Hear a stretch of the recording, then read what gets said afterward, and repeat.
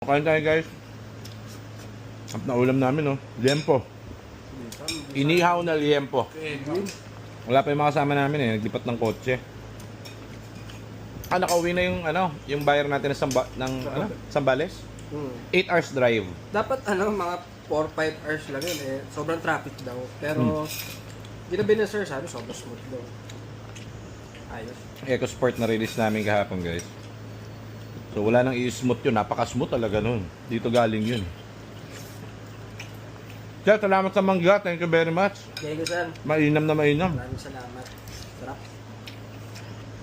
Hindi ko pa tinitira sir eh. Binilang ko pa ng bagoong.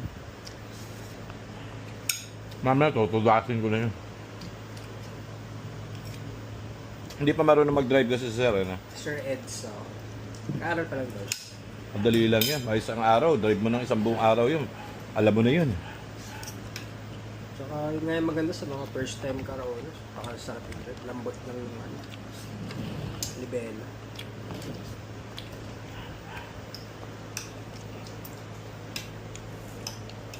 Stop video.